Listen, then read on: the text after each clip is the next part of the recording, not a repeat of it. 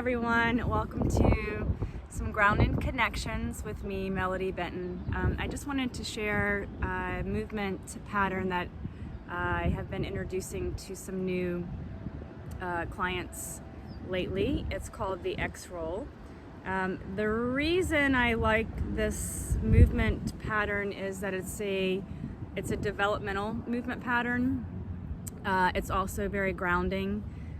It restores the two sides of the body to be able to communicate. It helps with your hips, it helps with your shoulders, it helps with low back, like any tightness that you kind of feel. It's a mobility, but it's a very grounded mobility movement. Okay, so all you need is some wildflowers, grass, and an old beach towel. I really love doing it outdoors when possible because you can really feel yourself actually grounding and soft tissue becoming more hydrated and fluid. All right, so we'll begin by just laying down. All right. So I call it an X-roll because you kind of make this shape with your arms when you're laying down, and same thing with the legs. So I'm gonna lay down.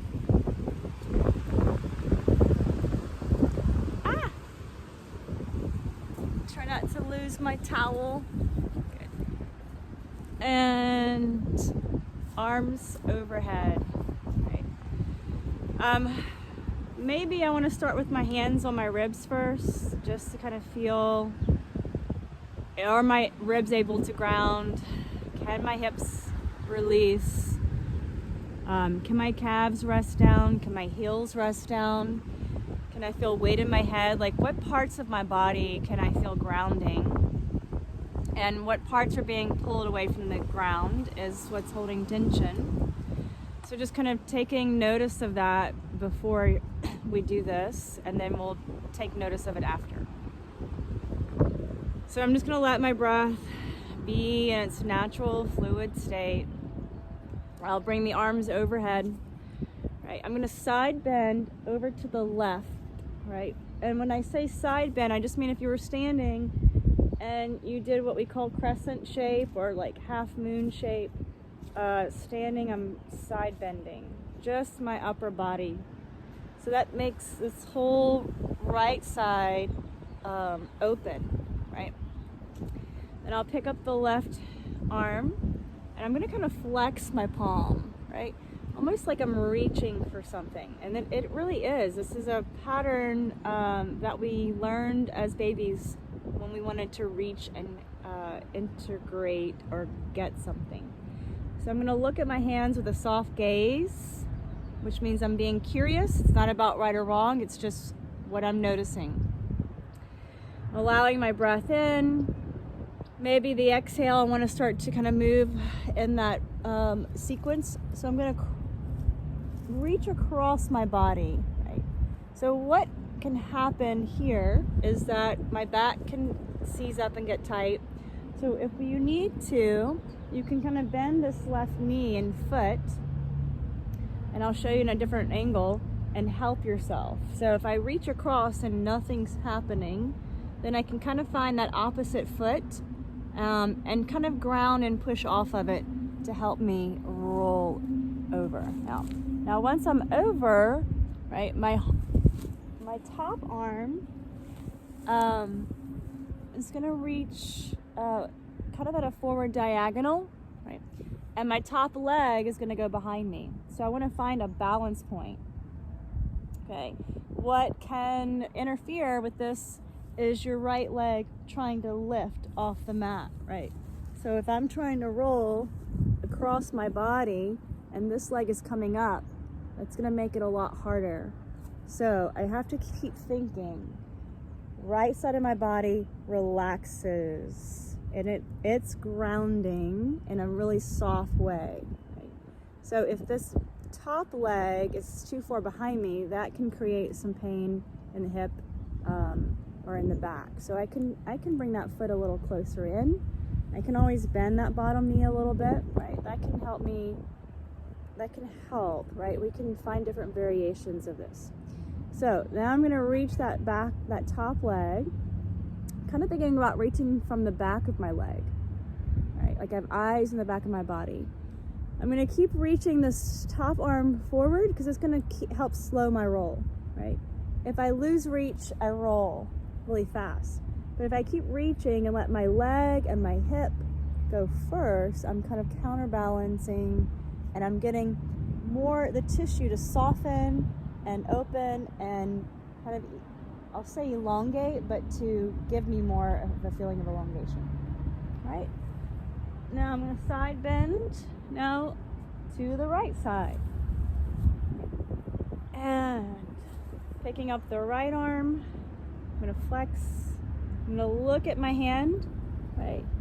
I'm gonna look at my hand as I'm crossing and I'm feeling a little bit of tension. So I'm gonna pause. I'm gonna breathe. My left leg is not wanting to ground, so I'm just gonna help it with that right foot a little bit. As I roll, I can start to feel the holdings. And maybe they start to dissolving the more I can feel my bone weight. So bone weight, I'm feeling the bone weight of all the bones on my left side that I'm on. But I also want to feel the weight of my arm, kind of letting it float in a way, right? And feeling the weight of my leg. So your head could be up or down, whatever feels natural, whatever it wants to do, right? And then so my top hip is kind of staying stacked over my bottom hip. That's what gives me that counterweight. If my top hip drops back, right, I'm gonna be struggling to stay forward. So I want to feel like kind of that hip on top of hip. And that right leg's gonna come down first. Right?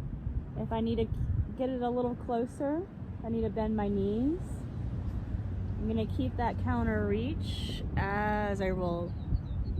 Okay. Woo! Love the pollen.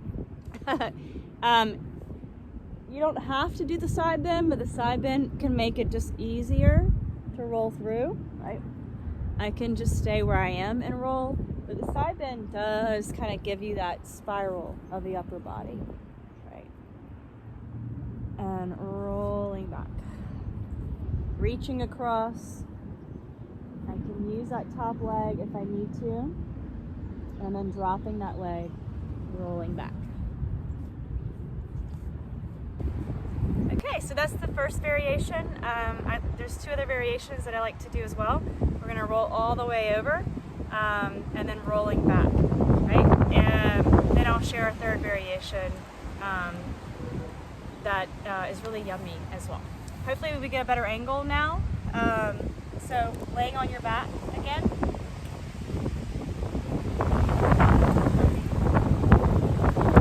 I might not have to do a lot of rolling.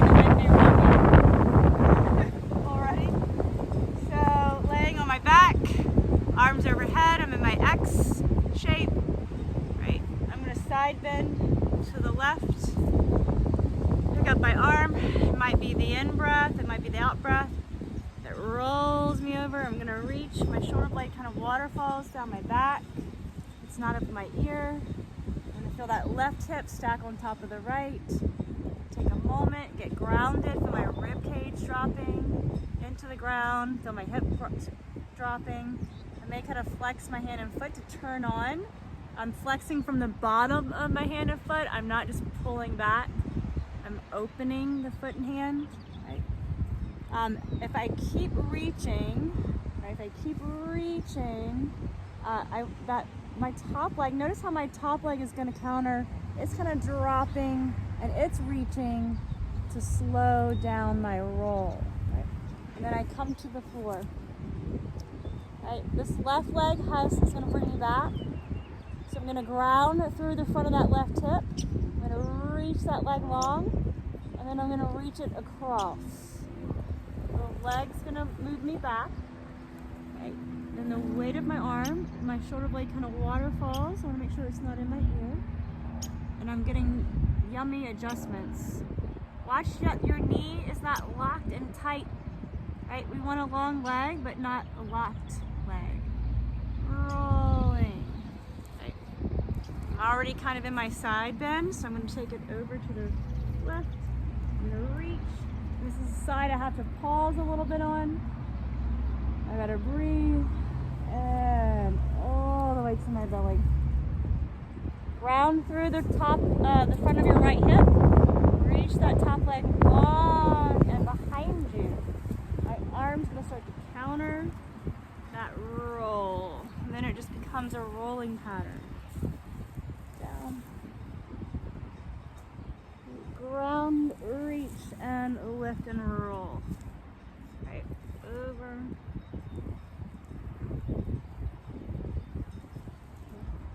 Ground the right hip, reach it, leg long, rolling over. That's number 2.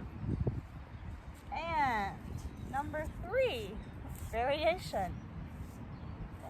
Number 3 is going to be leg kicks with that. So,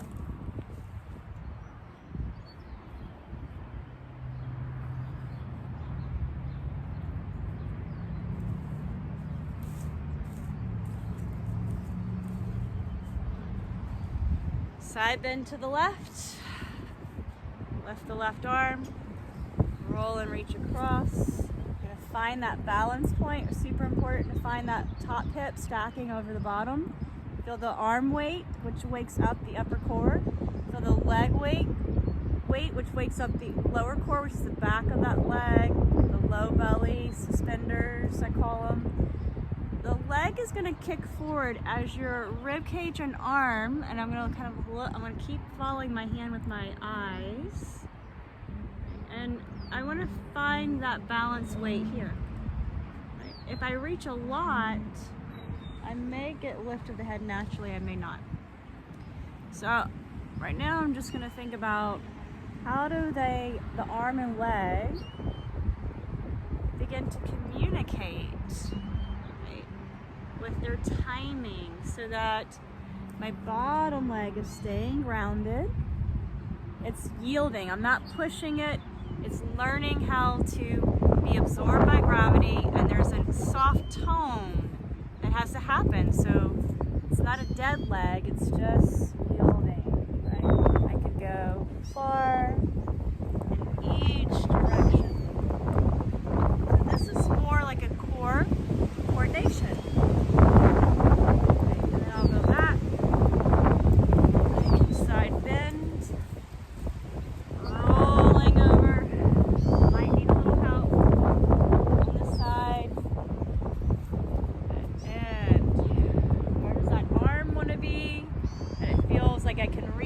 Integrate it into the shoulder blade or front of the ribs.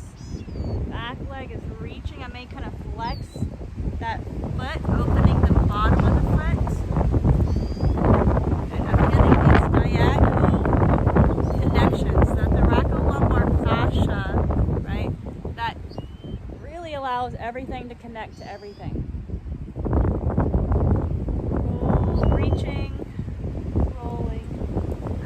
Bothers my neck, so I'm not going to force my head to lift that way. Meanwhile, all of this is getting mobility. There's a mobility thing happening in the bottom hip and shoulder. We're having to learn how to glide, the bone rhythm.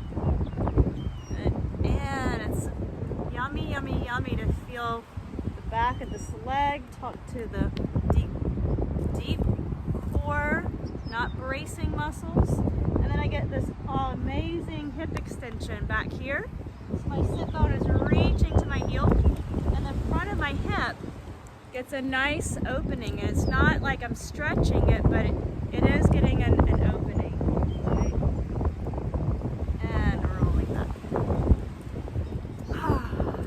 And then I'll want to notice that beginning place. Oh my goodness. My rib cage is just now resting down when it wasn't before. My hips they feel much more open, like this. They're softer, there's more space from left to right. And I really do feel just more received by the ground. Everything feels softer. So when I get up and walk, I'm gonna be more fluid in my nature. In nature. How do we become more fluid? How do we experience our fluid nature in nature?